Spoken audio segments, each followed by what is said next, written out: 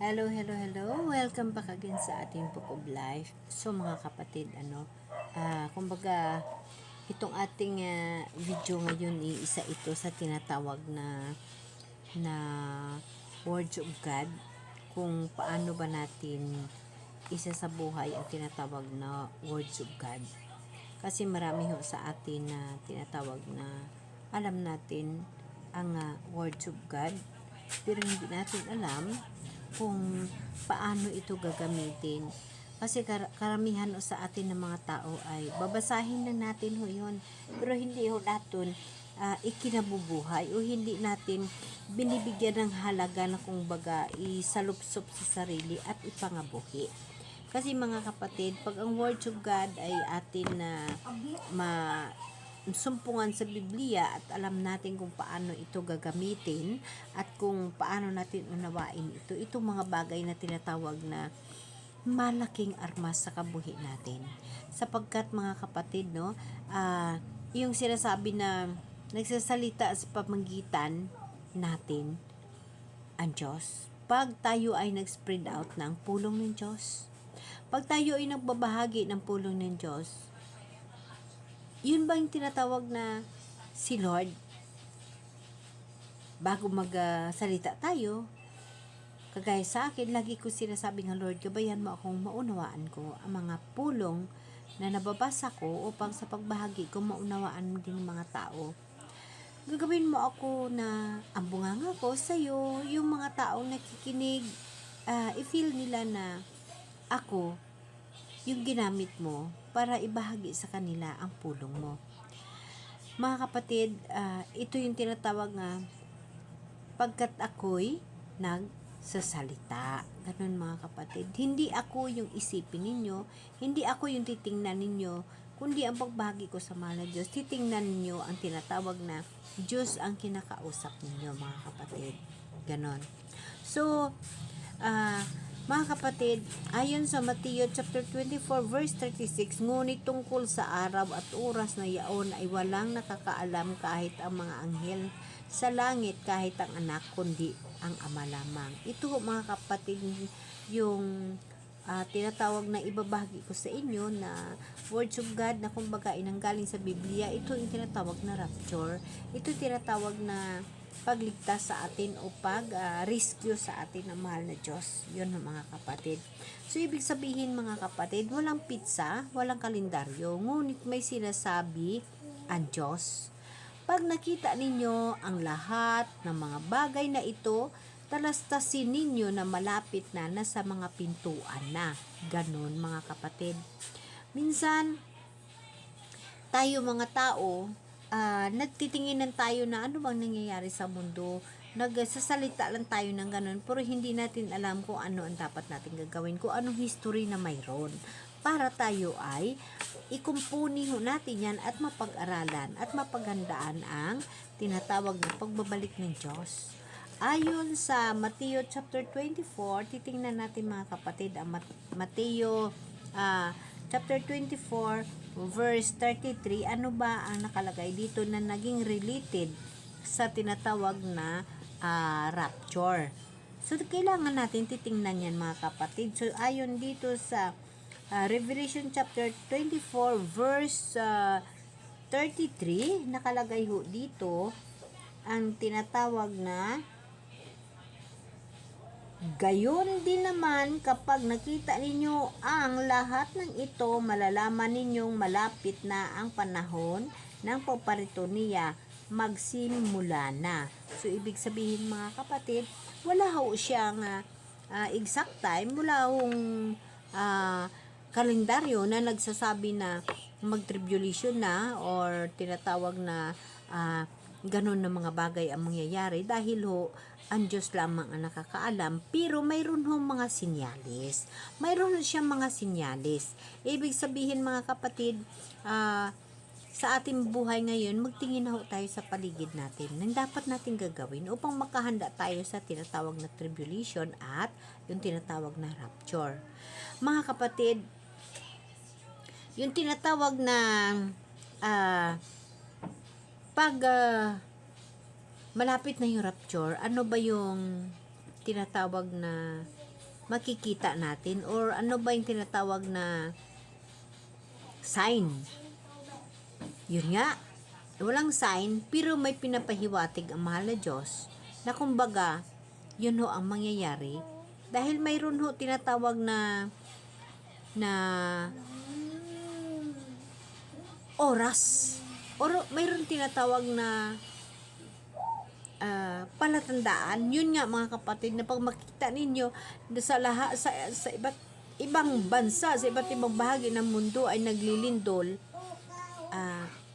isa ho yun sa tinatawag na patunay na darating ang mahal na Diyos sa lalong madaling panahon.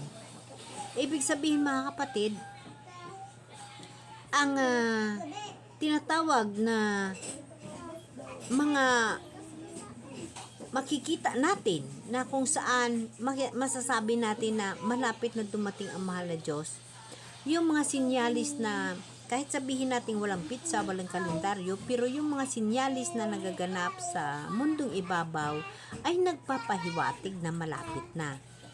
Ang una ho mga kapatid, ito yung 7 sinyalis. Ito mga kapatid, tatandaan natin, 7 sinyalis. I-check nyo rin ho. I-check nyo rin sa Biblia, sa pagbabasa sa Bible, i-check nyo rin. Ang 7 sinyalis na malapit na, ito ho yung pinaka number 1, ang Israel bumalik na sa lupa. Ayon sa Ezekiel chapter 31 verse 21, kukunin ko ang mga anak ni Israel at titipunin ko sila sa kanilang sariling lupain. Kasi mga kapatid, ang Israel noong panahon ni Moises, patay na bayan, patay na bansa. Ito sila ay kumbaga nakabalik lang sila sa sariling bayan nila, mga kapatid. Ito yung tinatawag na May 14, 1948. Doon nagsimula mga kapatid. Sa loob ng mahabang panahon na 1,878 years, no, na walang Israel or patay ang Israel, kumbaga simula pa sa kay Moises, mga kapatid, na hindi ho gumagana ang Israel. Kumbaga, patay na bansa ang Israel. Ngunit, noong dumating ho yung tinatawag na 1,878, nabuhay muli ang Israel. Yun mga kapatid. So, bakit importante ang tribulation, mga kapatid? Kasi, ayon ho sa tinatawag na mga kasulatan, lalo pa yung nakasaad sa Daniel, sa chapter 9, verse 27, tipa na marami. Ibig sabihin mga kapatid, yung tuntunin na ito, ayon mga kapatid sa Daniel chapter 9, verse 27, basahin natin, ang pinunong ito'y gagawa ng isang matibay na pakikipagkasundo sa makapal na tao sa loob ng 7 taon. Pagkaraan ng 3 taon at kalahati, pipigilin niya ang paghahandog. Itataas niya sa templo ang kalapastangang walang kapantay at manatili siya roon hanggang sa ang naglagay sa kanya ay parusahan ng Diyos ayon sa itinakda sa kanya. Ganon mga kapatid, isa ho yun sa tinatawag na sinyalis. Ito ho yung tinatawag mga kapatid na ang Israel, ang templo, ang third temple na ipatayo dyan, gagamitin ho yun mga kapatid sa tinatawag na tribulation. Pero lagi nating tatandaan na ang tribulation, bago ho dumating, mauuna ho yung rapture, mauuna ho yung pagligtas sa atin, uunahin ho ang pag-rescue sa atin bago ho yung tribulation. So, ang status mga kapatid sa mundo natin ngayon, sa itong sitwasyon, mga kapatid, ibig sabihin no ay buhay na yung Israel. Kasi ang Israel mga kapatid, yun ho ang punto na tinatawag orasan ng Diyos. Ang Israel ho mga kapatid, siya ho ang tinatawag na countdown, na dyan ho magsimula ang tinatawag na pagbibilang natin sa pagdating ng rapture, ang tribulation, second coming, ganun ho mga kapatid. Magsisimula ho sa Israel. Kasi yung Israel ho ang pinaka sentro ng tinatawag na sa pagbabalik ni Kristo sa kalibutan. Dahil ho, ah, papatong ho yung paa ni Jesus sa Mount Olive. So, nasa Israel ho yun. So, ibig sabihin mga kapatid, ang tinatawag na pulang baka, isa rin ho yun sa alituntunin na pag nandyan na ho yung pulang baka sa Israel, malapit na ho. Kasi ang pulang baka, alam niyo ba mga kapatid, dyan nga rin ako pagtuunan ko rin ng pansin yung pulang baka. Kasi ho nasa Biblia ho yun na isa ho yun sa gagamitin para ho sa pagbabalik ng mahal na Diyos. Ang dugo ng pulang baka, yun ho yung maglinis sa templo. So mga kapatid, no, sabihin natin sa mundong ibabaw na ito, may ganun pa pala. May ganun pa pala na ganyan. Pero mayroon ho nakalagay ho sa Biblia. Mayroon ho tayong dapat titingnan ho natin ng tinatawag na hanapin ang ebidensya. So sa Biblia lang ho mayroon. So mga kapatid, sa susunod na pang-video natin, titingnan natin ano ba ang history ng pulang baka. Bakit kailangan yung pulang baka sa gagamitin ng Israel para sa second coming.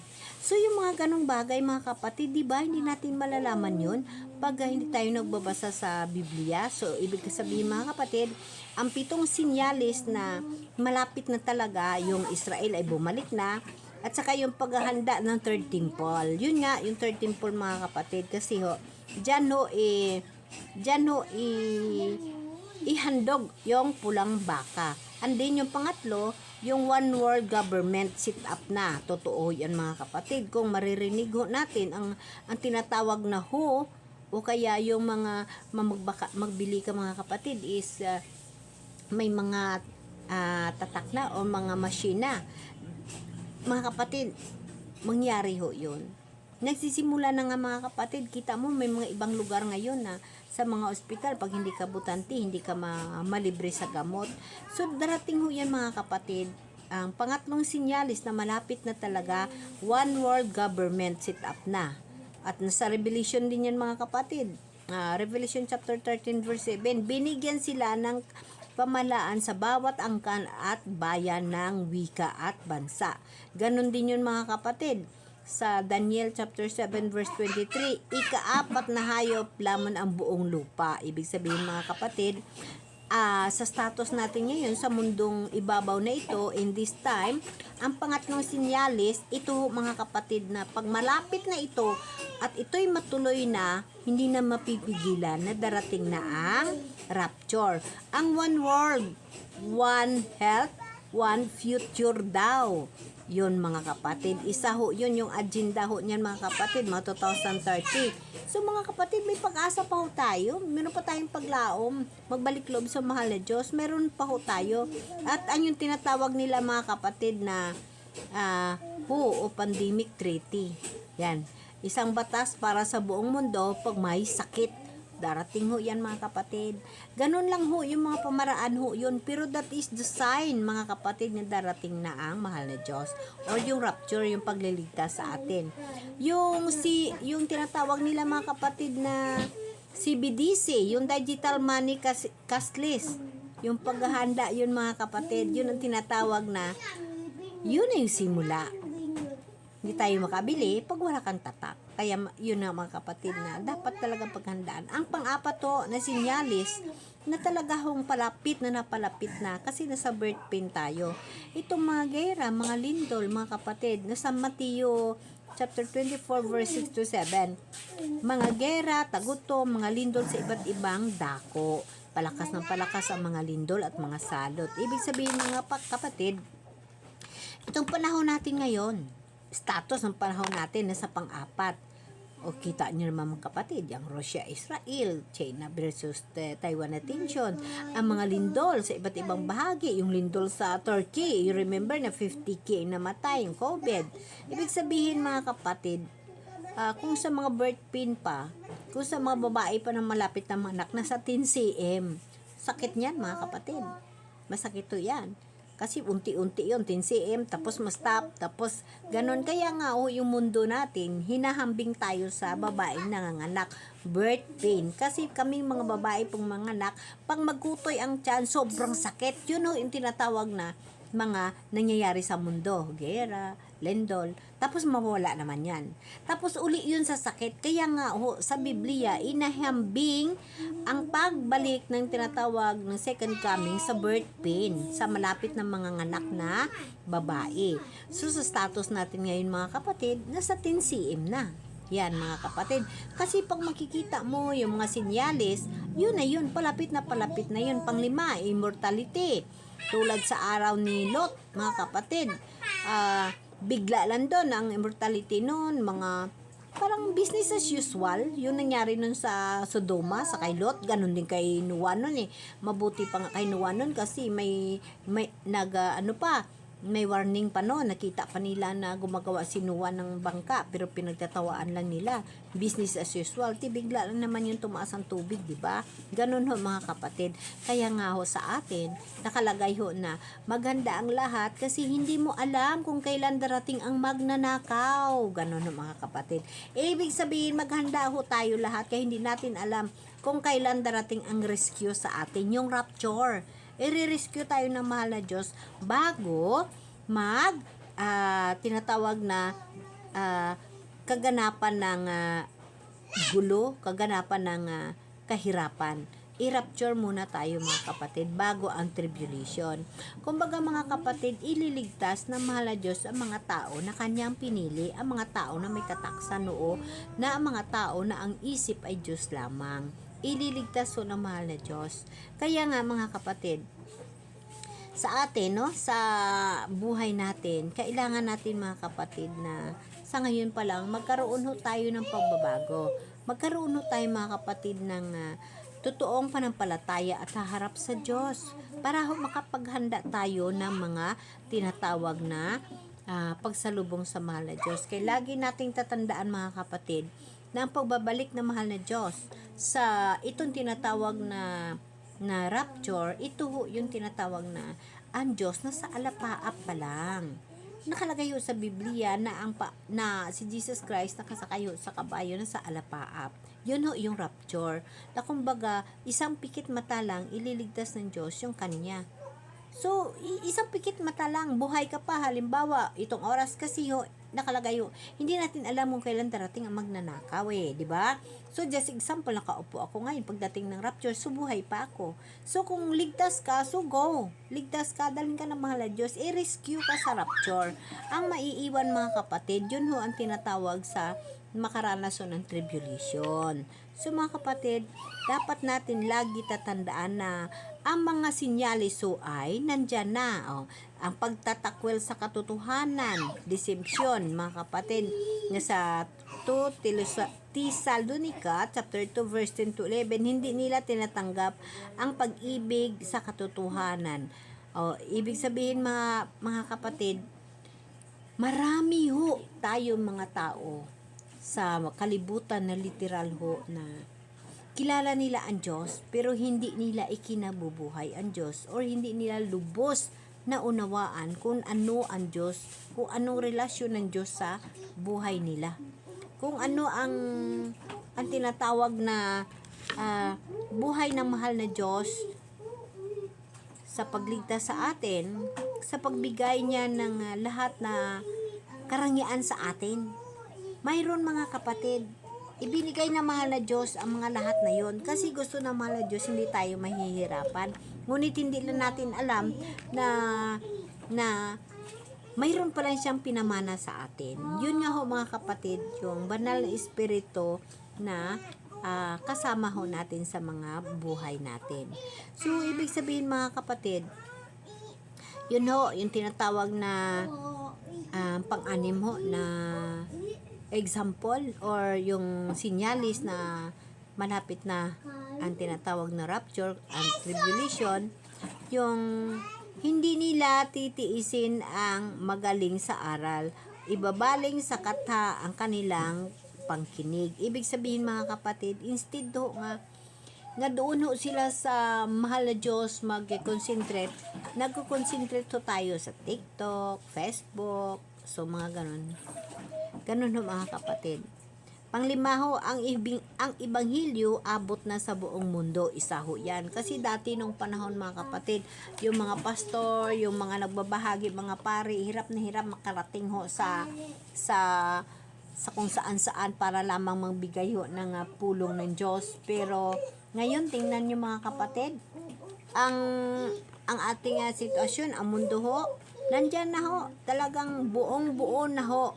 Saan ho natin makikita ito mga kapatid? Sa 2 Pedro chapter 3 verse 9. So basahin natin para mapatunayan natin ano ba ang ikapitong sinyalis na malapit na magdating ang mahal na Diyos. Kumbaga mga kapatid, titingnan ho natin kung ano ho dito sa 2 Pedro, mga kapatid, titingnan ho natin. So ito mga kapatid, no, ang ayon sa 2 Pedro chapter 3 verse 9, napakaganda ho, no? Ang Panginoon ay hindi nagpapabaya sa kanyang pangako tulad ng inaakala ng ilan. Hindi pa niya tinutupad ang pangakong iyon alang-alang sa inyo. Binibigyan niya ng pagkakataon ang lahat na makapagsisi at magbalik loob sa Diyos sapagkat hindi niya nais na kayo ay mapapahamak. Totoo yan mga kapatid.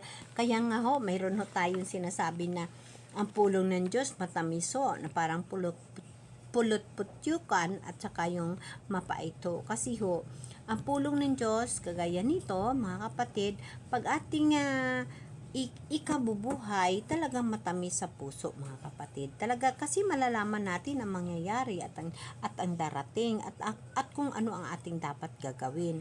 Ang mapait ho sa tiyan kasi ho mga kapatid, ang masakit at ang malungkot kasi ang tayo ho na nagkaroon ho ng panampalataya, nagkaroon ho ng pag-uunawa sa pulong ng Diyos, yung pamilya natin, mga kaibigan, hindi.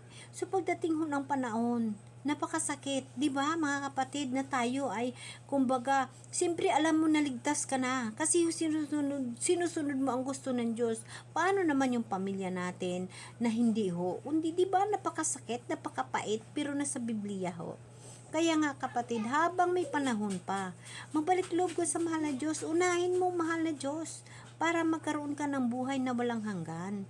Mga kapatid, napakaganda ho ng buhay dito sa mundo kahit napakahirap, napakainit, gutom, mangungutang ka, lahat ho, napakaganda, di ba? Ganon din ho ang bagong langit at ang bagong lupa, mga kapatid. Ganon din ho, kasi bago pa ho tayo magiging eternity, salang-sala na ho. So, ang 100 years na paghari ni Jesus Christ, it the same ho. It the same na tao pa rin tayo mga kapatid. Ganon. Kasi si Jesus Christ, makakasama natin literal. Ibig sabihin, hindi literal din tayo na tao within 1,000 years. Yun ang dapat natin alamin. So, may mga paliwanag ho tayo tungkol sa 1,000 years. Pero mga kapatid, mas gusto kong mapag-aralan at gusto kong matutuhan at maunawaan kung ano ba ang connected ng 5 baka na ito na pula sa second coming. Pero sa totoo lang mga kapatid, nandyan na sa Israel. Dumating na daw ito galing Amerika. Nandyan na ho, nakatago lang ho, na kumbaga safety na safety ho. Yun kasi ho, hindi pwede magkaroon na kahit isang pirasong balahibo na itim. Ganun ho mga kapatid. Itong baka na ito, alamin natin bakit naging konektado ito sa tinatawag na second coming. Maraming salamat sa inyo mga kapatid sa pag-subaybay kag sa pananatili ninyong panood ng pagkinig ng mga binabahagi ko sa pag-attend sa mga live ko, sa panood ng mga video ko sa Book of Life na kung saan ito mga kapatid ang Book of Life noong April ko lang ito ginawa. Pero ang channel ko, yes mga kapatid, noon pa ito. Pero dahil nga ngayon ko lang napagtanto at ngayon ko lang natanggap ng buong buo si Jesus, kumbaga tanggap na tanggap ko ng buong buo, kaya ho ito ho ang nagiging part ng buhay ko, naging chapter ho ng Book of Life ko. So maraming salamat sa inyo. Maraming salamat sa mga 47,000 na nag-subscribe nanatili ho, nagtitiwala sa akin. Maraming salamat sa inyo ho. Maraming salamat.